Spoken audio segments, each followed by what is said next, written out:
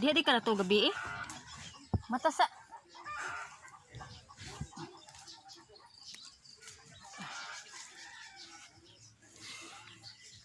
kainit sa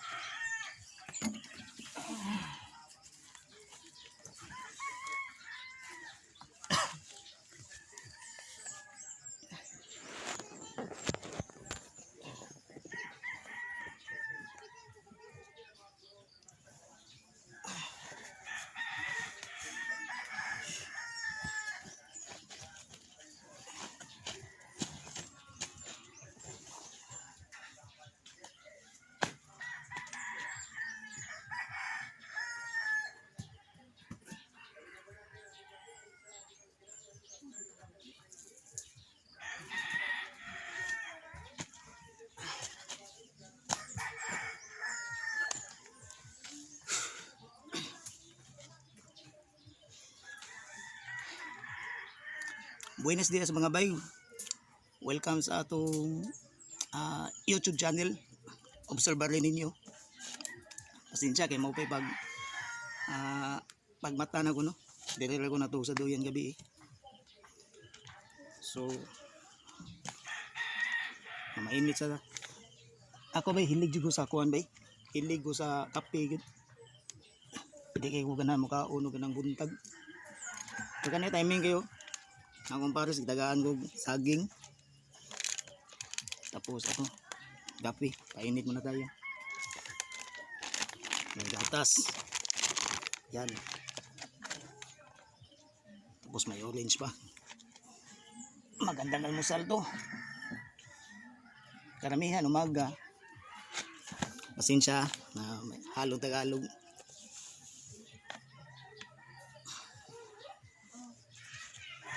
Almusal to.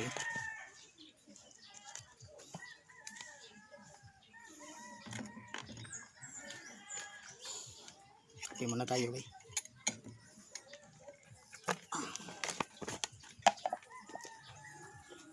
Kagabi binalita kagabi na ano si yung senador natin no, si Mig Subiri na ano na daw sa positibo sa COVID-19. Nakakalungkot isipin ngunit maganda na rin yan bilang magandang ehemplo kasi hindi siya nahiya na aminin yun. Sana yun din ang gawin ng mga ibang opisyal dyan. Tapos dito sa Cebu nagano na ano na dito community quarantine niya.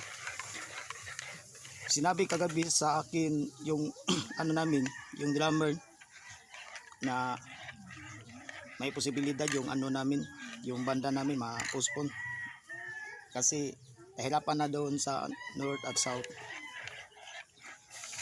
So ngayong umaga na to, kabago-bago pa lang pagsikat ng ano ng araw no. So ito papatunay lang na ano, in every sunrise is a proof that everything has a beginning. So magsimula tayo. Habang malala pa itong sitwasyon na to. Tapos yung mga ano yung mga nawala ng trabaho ito isa sa pinaka-concern ko yan. So pag-usapan natin yan. Kayong mga nawala ng trabaho habang nanonood kayo ng video nito, sabay-sabay tayo magano maging positibo sa ngayon. Hindi tayo gagawa ng mga ano na mga hakbang na ikasisira sa mga ano natin. Pwede din makipag ano tayo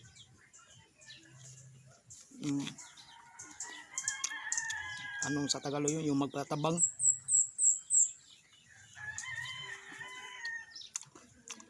Kainit sa tabay.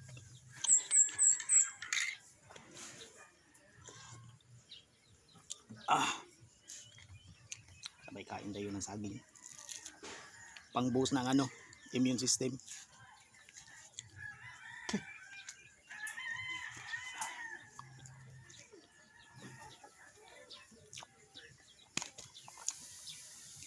Bago tayo magsimula, kanta muna ako. Pasensya sa sa tinig ko kasi hindi talaga maganda yung boses ko. Hindi ako singer eh. Lang ako, nag-compose ng yung mga awitin. Yung mga Bisaya din, nandoon sa sa YouTube ko. Type ka lang ng Dodong Boycott, nandoon yung mga composition ko, yung gaya yung Mafia, yung Mitor si Jack, mga Bisaya lahat. So itong awit na to, heartily talaga na idedicate ko sa inyo lahat. Tingnan natin kung marunong pa ako mag-gitara nito.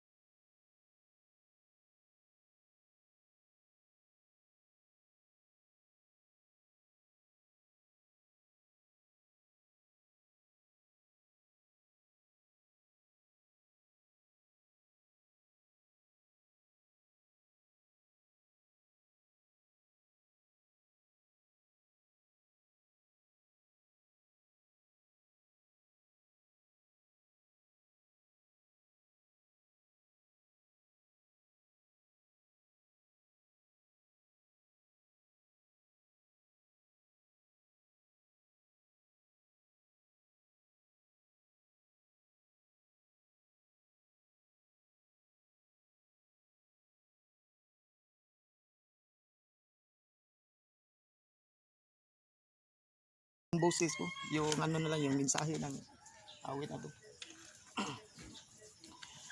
So ngayon yung pag-usapan natin, hindi pa kumpirmado na may cure sa sa COVID-19. Pero meron akong hindi ko lang muna babanggitin ang pangalan. Pakinggan nyo to. Mga herbalist nang sabi sa akin na kapag may yung suspect pa lang sa virus na yun, kasi alam naman natin na sobrang sa labas, no, tapos mahirap tayo maka doon. So as health concern natin, mag home quarantine tayo. Ganito lang gawin natin pag merong suspect. Ito, bigyan mo ako ng ahos, bay. Kaya ko gahos dali. Ito luya. Binili ko to kahapon. Itong luya at saka ito ahos. Magpabukal ka ng mapakulo ka ng tubig. Tapos pag kumulo ng tubig, pagkatapos kumulo ng tubig, itong dalawang to, after mga 2 minutes, tatarin nyo to. Pagkatapos yung tatarin to, pabugnawin. Yung katamtaman lang na handa ng inumin. Pag medyo bugnaw na, ito kunin nyo to. Pakikita ko sa inyo. Ito, meron kami mga kamunggay. Ito. Yan. Kuha kayo ng kamunggay. Okay. Ito. Ganito lang karami. Ganito karami. Tapos yan. Ganyan karami kamunggay. Ito. Ugain nyo. Yan. Pag nyo, tapos iano nyo ng panapton. Yung duga nito, kayo na lang mag-intindi sa Tagalog, ha. Kasi para lang to sa karamihan tong to. Yung katas nito, iano nyo na ng panapton. Isabay nyo doon sa yung pinakulo na yung ahos at saka yung luya. Paglagay nyo doon, tama-tama na mainom yun, kuha ka ng sili. Yung sili yung maliit, yung sa amin tinawadan sa amin yun ng kulikot. 3. Inumin mo yun. Mayroong posibilidad na yung virus na yun, mapatay yung virus na yun. Mayroong iba nagsasabi na iinom mo daw yung yung mga daw dyan, yung mga alcoholic drinks, parang katwiran na lang yan sa yung mga lasinggo. Pero hindi ko alam, baka okay yun. Tapos yung advisory sa DOH na talaga tayo ng ng alcohol. Hirap kasi nito, hindi kami nakabili kasi na yung mga bumibili, mayroong pinakyaw na. So yun lang ang mapapayo ko dyan. Sana makatulong yan. Tapos meron ako naisip, nung hindi pa dumating itong itong virus na to, ang problema sa atin sa yung mga empleyado, mga manggagawa, yung contractualization, ito talaga ang nagpapahirap. Sana maisip sa natin na kailangan na burahin talaga yan. Yun, nabanggit yun ni yung presidente natin, pero parang hindi pa na ngayon eh. Pero intindi ko naman kasi parang pahirapan pa, no? So yung mga mayayaman dyan, binanggit yun ni Presidente Gong, yung mga Ayala, yung mga Pangilinan, yung mga Robinson, mga Gaisano, na bakit hindi nila naisip, no? Ito ang pinaka-importante do. Bakit hindi nila naisip na palakihin ang sweldo natin, no? Kasi pagpalakihin ang sweldo natin based on sa sa pag-estudyo ng mga investor na hindi pa nakapasok dito. Ang mga Pinoy talaga, pag may maraming pera, bibili talaga yan. So nakikita natin na pag ang mga Pinoy, malaki ang sweldo, karamihan sa atin, talaga, bumibili talaga. So pag maraming pera mga Pinoy, bumibili ng motor, bumibili ng yung sasakyan. So yung ekonomiya natin na generate, di ba? So sana'y naisip yun ng mga investor dito sa Pilipinas. Kasi pag malaki ang sweldo ng mga Pinoy, naka talaga sa ekonomiya natin, kasi ang mga Pinoy talagang bibili talaga ng kung ano-ano. Kahit nga iba yun dyan eh. Kahit hindi masyadong malaki lang sweldo, nakakabili pa nga ng cellphone. Yung cellphone ko, lang yan, mura lang yan. Yung iba dyan, bumibili pa. Lalo na pag malaki ang sweldo. So yun lang nakikita ko. Ito pag isa, problema sa natin, sa mga unemployment, yung mga walang trabaho. Sa mga opisyal ng gobyerno dyan, di ba ang problema natin, yung traffic, di ba? Problema natin ang traffic. Tapos, yung mga jobless people, yung mga unemployment, malaki problema sa bansa natin yun. Kaya yung iba, yung mga OFW, pumunta na yun sa ibang bansa. Tapos, isa sa problema natin yung kalikasan natin. Bakit hindi naisip ng gobyerno natin na itong mga coastal clean up at itong mga tree planting, bakit hindi naisip ng mga opisyal sa gobyerno natin na ang tree planting gagawin na lang sanang livelihood project program? Sa ganun, yung buhis ng gobyerno hindi siya na dun sa Tagalog, hindi siya nausik ba? Tapos maliban pa dun, nakabawas ng traffic. Bakit ko nasabi yun? Itong prueba, dun sa Cebu, pag-araw ng Biyernes, mahirap talaga ang yung biyahe patungong probinsya dito sa amin. So papatunay lang yan na ang mga walang trabaho dito, nagsiksikan talaga lahat sa syudad. So kaya nga, pag araw Biyernes at Sabado, halos lahat, grabe ang traffic kasi dito, papuntang dito sa probinsya. Pag araw namang Lunes, pahirapan naman ang biyahe patungong dito doon sa syudad. So yun ang papatunay na isa sa mga nakadagdag ng traffic, kasi walang mga trabaho dito sa probinsya. Wala, sa totoo lang, walang yung mga during yung mga campaign period na sinasabi yung mga politiko na natin na palalaguin daw yung mga livelihood project program. Wala talaga akong nakita. Wala talaga. Yung iba kung meron man na stop din. So kung yun sana, yung tree planting gagawing isang livelihood project program, nakakaiwas pa sa traffic, nakakatulong pa kasi tapos nakatulong pa sa sa mga jobless people, yung mga walang trabaho, at nakatulong pa sa kalikasan natin. So hindi na yung buhis ng gobyerno hindi na nausik. Tapos nakatulong pa sa pag-iwas ng traffic, nakatulong pa sa sa mga walang trabaho, at nakatulong pa sa kalikasan natin. So quadruplets ang impact nito. Sana'y maisip nila yan. So yun lang ang yung sanay pag pag mawala na to itong itong virus na to, sana'y sana'y kung maisip nila yun, doon tayo magsimula. Kasi sinabi ko kanina that in every sunset is a proof that everything has a beginning. Merong simula.